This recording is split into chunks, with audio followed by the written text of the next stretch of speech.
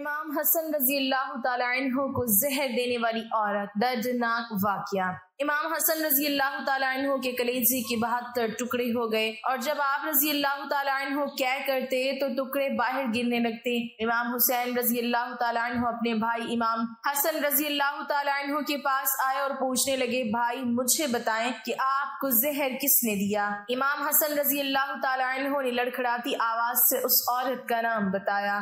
بسم اللہ الرحمن الرحیم۔ حضرت امام حسین کو اسلام میں شہید کا درجہ دیا گیا ہے۔ ان کی شہادت کی کہانی ہر کسی کو رلا سکتی ہے۔ امام حسین کی یاد میں ہی محرم کے مہینے میں ان کی شہادت کو یاد کیا جاتا ہے۔ آج کی اس ویڈیو میں ہم حضرت امام حسین کے بارے میں تفصیل سے جانیں گے۔ حضرت امام حسین پیغمبر اسلام حضرت محمد مصطفیٰ صلی اللہ علیہ وسلم کے نواسے اور حضرت علی رضی اللہ تعالیٰ عنہ اور حضرت فاطمہ رضی اللہ تعالیٰ عنہ کے بیٹے تھے۔ حضرت امام حسین رضی اللہ تعالیٰ عنہ کی پیدائش اسلامی کیلنڈر کے حساب سے 3 شعبان سن 4 ہجری اور انگریزی کے حساب سے 8 جنوری 626 عیسوی میں مدینہ میں ہوئی تھی۔ حضرت امام حسین رضی اللہ تعالیٰ عنہ کی 6 اولادیں تھیں، جن کے نام کچھ اس طرح ہیں: امام زین العابدین، علی اکبر، علی اصغر، امام جعفر، فاطمہ صغرا بنت حسین، سکینہ بنت حسین۔ حضرت امیر معاویہ رضی اللہ تعالیٰ عنہ کی وصال کے بعد آپ کے بیٹے یزید کو خلافت مل جاتی ہے۔ یزید ایک بدترین اور بدبخت شیطان تھا، شراب پیا کرتا تھا، زنا کیا کرتا تھا۔ یزید کو جب خلافت ملی تو یزید سمجھ گیا کہ میری اس خلافت کو حضرت امام حسین رضی اللہ تعالیٰ عنہ کبھی قبول نہیں کریں گے۔ اسی لیے یزید نے مدینہ منورہ کے گورنر ولید بن عتبہ کو خط لکھا اور اس میں لکھا کہ حسین ابن علی، عبداللہ ابن عمر اور عبداللہ ابن زبیر رضی اللہ تعالیٰ عنہ میری بیعت کو مان لیں، اگر وہ نہیں مانتے ہیں تو ان پر ظلم و ستم کرنا۔ امام حسین رضی اللہ تعالیٰ عنہ نے یزید کی بیعت کرنے سے انکار کر دیا، کیونکہ یزید آپ رضی اللہ تعالیٰ عنہ کے نزدیک مسلمانوں کی امامت اور خلافت کے ہرگز لائق نہیں تھا، کیونکہ آپ رضی اللہ تعالیٰ عنہ جانتے تھے یزید فاسق و فاجر تھا، زنا کیا کرتا تھا، شراب پیا کرتا تھا اور ظالم تھا۔ امام حسین رضی اللہ تعالیٰ عنہ مدینہ شریف چھوڑ کر مکہ شریف تشریف لے آئے۔ جب آپ رضی اللہ تعالیٰ عنہ کو مکہ شریف میں کوفیوں کے ڈھیر سارے خط آنے لگے، ان خطوں میں لکھا ہوا تھا: اے امام حسین، آپ کوفہ تشریف لے آئیے، یہاں پر یزید کا ظلم و ستم بڑھتا جا رہا ہے، ہم آپ سے بیعت کریں گے، یزید کی بیعت ہمیں ہرگز قبول نہیں ہے۔ آپ رضی اللہ تعالیٰ عنہ نے حالات کو سمجھنے کے لیے اپنے بھائی مسلم بن عقیل رضی اللہ تعالیٰ عنہ کو یہ کہہ کر کوفہ شہر بھیجا کہ جاؤ، جا کر وہاں کی حالات معلوم کرو کہ وہاں کے حالات کیسے ہیں۔ تو حضرت مسلم بن عقیل رضی اللہ تعالیٰ عنہ کوفہ پہنچے تو وہاں کے لوگوں نے بڑے ہی احترام کے ساتھ آپ کا استقبال کیا۔ حضرت مسلم بن عقیل کے ہاتھوں میں 18,000 لوگوں نے بیعت کر لی اور حضرت مسلم بن عقیل اپنے بھائی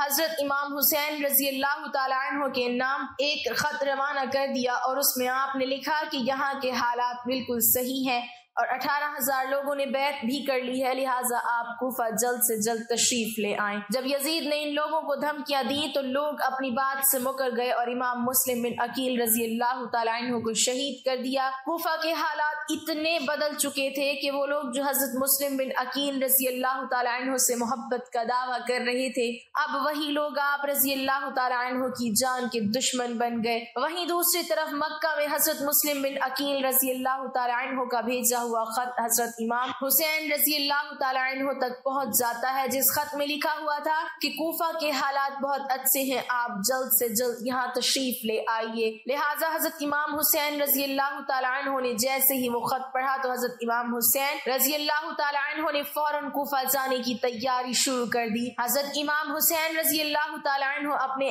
تمام اہل خانہ کے ساتھ کوفہ کے لیے روانہ ہوئے۔ یہاں حضرت حسین رضی اللہ تعالیٰ عنہ کوفہ کے لیے چل پڑے۔ حضرت حسین ابن علی کو حضرت مسلم بن عقیل کی شہادت اور کوفہ والوں کی بے وفائی کی خبر اس وقت ملی تھی جب آپ مکہ شریف سے کوفہ کی طرف روانہ ہو چکے تھے۔ جب آپ رضی اللہ تعالیٰ عنہ کوفہ شہر کے بالکل قریب پہنچ گئے تو آپ رضی اللہ تعالیٰ عنہ کو یزیدی فوج نے روکنے کی کوشش کی۔ حضرت امام حسین نے فرمایا، لوگوں کے بلانے پر ہی کوفہ شہر میں آیا ہوں، اگر تم لوگ چاہتے ہو کہ میں کوفہ میں نہ آؤں تو مجھے واپس جانے دو، میں واپس جانے کے لیے تیار ہوں۔ यजीदी फौज ने हजरत इमाम हुसैन रजी अल्लाह ताला अन्हु को कूफा शहर में दाखिल नहीं होने दिया। लिहाजा हजरत इमाम हुसैन रजी अल्लाह ताला अन्हु ने अपने पूरे काफिले के साथ अपना रास्ता बदल लिया।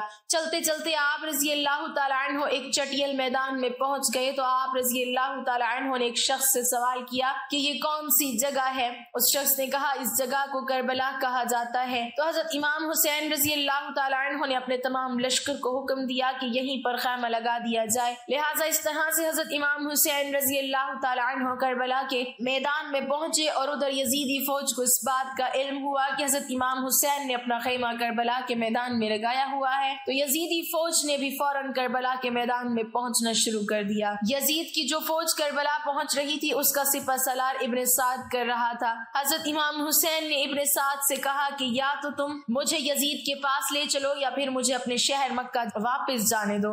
लेकिन इब्ने साद ने इन दोनों बातों में से कोई भी बात कबूल नहीं की और वो हजरत इमाम हुसैन रजी अल्लाह ताला अन्हु को यजीद की बैत करने पर मजबूर करता रहा। लेकिन आपने इसकी एक भी बात नहीं मानी।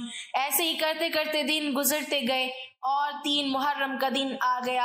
अब जालिम यजीद ने हजरत हुसैन के सामने 22,000 सिपाहियों का लश्कर भेज दिया। दूसरी तरफ हजरत इमाम हुसैन के साथ 82 लोग थे जिसमें औरतें और बच्चे भी शामिल थे। नाज़रीन आप यहाँ सोचिए कि कितनी हैरत की बात है। जालिम यजीद के दिल में इमाम हुसैन का कितना डर और खौफ था कि 82 लोगों से लड़ने के लिए 22,000 सिपाहियों का लश्कर भेज दिया जो हजरत इमाम हुसैन के सामने 100 गुना से भी ज्यादा बड़ा यजीद का लश्कर था। हजरत हुसैन रजी अल्लाह ताला अन्हु के सामने यजीदी फौज के हौसले पस्त हो गए। आखिरकार उन्होंने ये फैसला किया कि इमाम हुसैन को हराना है तो इनका पानी बंद करना पड़ेगा और तभी इनका मुकाबला किया जा सकता है। ऐसे ही करते हुए दिन गुजरते गए और 7 मुहर्रम का दिन आ गया और 7 मुहर्रम को ही यजीदी फौज ने इमाम हुसैन के काफिले वालों पर पानी बंद कर दिया। नाज़रीन आपको ये बताते चले कि करबला के मैदान में पानी का कोई भी इंतजाम नहीं था सिवाय नहर फुरात के। लेकिन 7 मुहर्रम के दिन नहर फुरात का पानी भी हजरत इमाम हुसैन के काफिले वालों पर बंद कर दिया गया। हजरत इमाम हुसैन और उनके साथ मौजूद तमाम जवान लोग प्यास को बर्दाश्त करते रहे लेकिन छोटे छोटे बच्चे और औरतों का प्यास की वजह से बुरा हाल हो चुका था।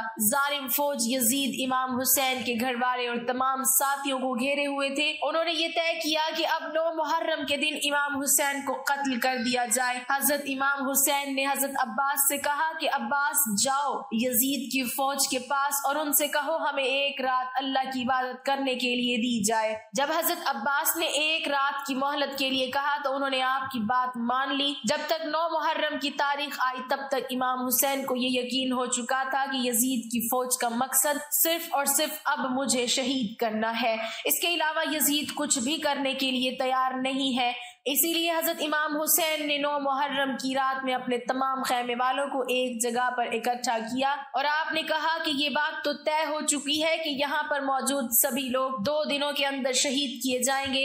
इसीलिए यहाँ मौजूद आप में से जो भी वापस लौटना चाहता है वो लौट सकता है। हजरत इमाम हुसैन ने फौरन खैमे में जल रहे तमाम दियों को बुझवा दिया, यानी इन दियों को बंद कर दिया और अंधेरा करवा दिया था ताकि जो भी जाना चाहे वो बिला झिझक चला जाए। थोड़ी देर के बाद जब दियों को दोबारा जला दिया गया तो सारे के सारे लोग बैठे आंसू बहा रहे थे, यानी कोई भी हजरत हुसैन रजी अल्लाह ताला अन्हु को अकेला छोड़कर जाने के लिए तैयार नहीं। नाज़रीन आखिरकार 10 मुहर्रम का दिन आया और हजरत इमाम हुसैन रजी अल्लाह ताला अन्हु और यजीद की फौज के बीच जंग होना शुरू हो गई। जहां एक तरफ यजीद की एक बड़ी फौज थी तो वहीं दूसरी तरफ इमाम हुसैन के साथ सिर्फ 72 लोग थे। इतने में फौज यजीद का हमला शुरू हो जाता है और हर शहीद शहादत का जाम खुशी से पीता गया। कभी कासिम शहीद होते तो कभी अली अकबर शहीद होते तो कभी औन मोहम्मद शहीद होते। 3 दिन के प्यासे इमाम हुसैन के घर वाले और तमाम लोग यजीदी फौज से जंग करते रहे और एक एक करके शहीद होते गए। हजरत अब्बास अलंबरदार से हजरत इमाम हुसैन रजी अल्लाह ताला अन्हु के 6 महीने के बेटे अली असगर की प्यास नहीं देखी गई। आप रजी अल्लाह ताला अन्हु ने एक मशकीज़ा लिया और घोड़े पर सवार होकर नहर फुरात के किनारे पहुंच गया और आप रजी رضی اللہ تعالیٰ عنہ نے ایک مشکیزہ بھر لیا، لیکن جب آپ پانی لے کر واپس لوٹنے لگے تو یزیدی فوج نے آپ کے اوپر لگاتار تیر برسانا شروع کر دیا۔ حضرت عباس جب تک حضرت امام حسین کے خیمے تک پہنچ پاتے تب تک یزیدی فوج نے لگاتار تیر چلا کر حضرت عباس علمبردار کو شہید کر دیا۔ اس طرح حضرت عباس علمبردار شہید ہو گئے اور اسی طرح ایک ایک کر کے تمام اہل بیت کے نوجوان شہید ہو گئے اور ہاشمی شیر شہادت کا جام پی لیتے۔ دھیرے دھیرے کر کے جب حضرت امام حسین کے سبھی لوگ شہید ہو گئے تو اس کے بعد حضرت امام حسین نے خود میدان میں تلوار لے کر نکلنے کا فیصلہ کیا۔ امام حسین اپنی تلوار سے کافی لمبے وقت تک یزیدی فوج کا اکیلے مقابلہ کرتے رہے۔ حضرت امام حسین کے تنہا ہونے کے باوجود بھی آپ کے مقابلے میں کوئی بھی نہیں آنا چاہتا تھا، اور اس کی صرف ایک ہی وجہ تھی کہ آپ حضرت علی رضی اللہ تعالیٰ عنہ کے بیٹے تھے۔